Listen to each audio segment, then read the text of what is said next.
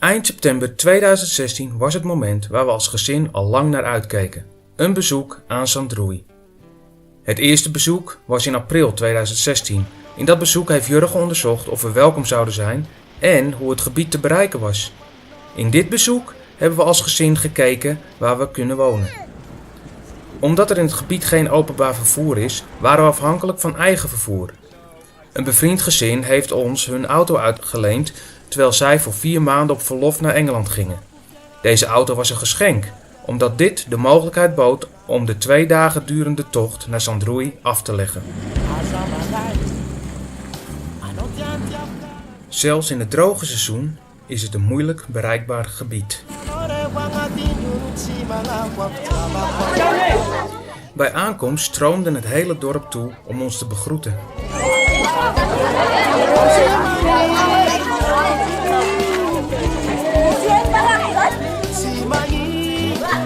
De kinderen maakten al snel nieuwe vrienden en deden lekker mee met de spelletjes.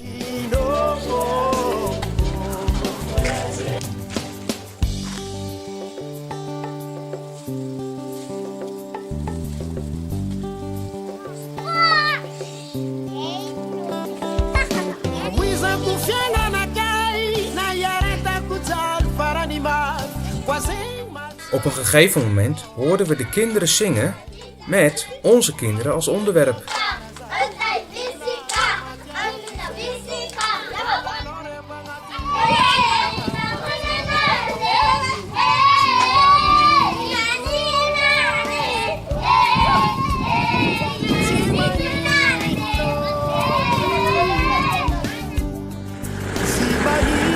Samen met onze contactpersoon Sylvester zijn we het gebied verder ingereisd om de diverse contacten weer aan te halen. We gebruikten deze bezoeken om de verschillende dorpsoudsten onze vriendschap aan te bieden. Dit is belangrijk om als buitenlander veilig te kunnen wonen. Door middel van vriendschap zou onze veiligheid, in wat voor vorm dan ook, een erekwestie worden voor de dorpelingen en oudsten.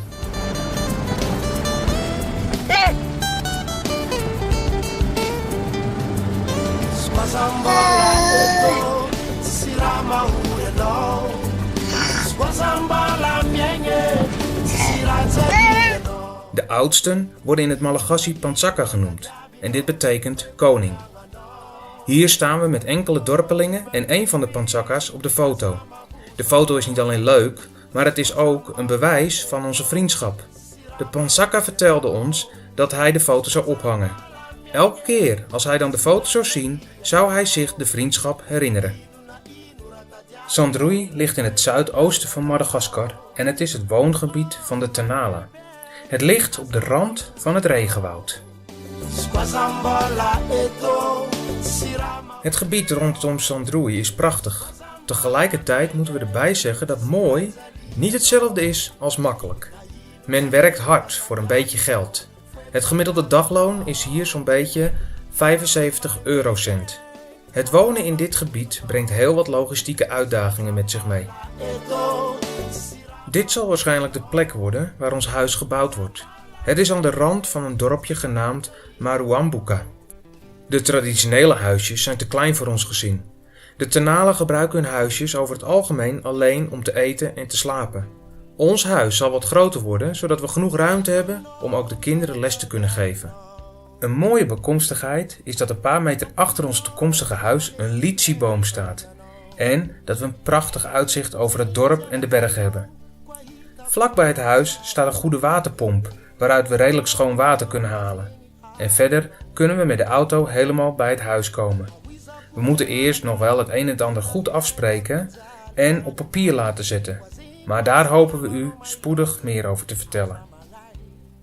Voor nu willen we u vooral danken voor alle gebeden, brieven en giften.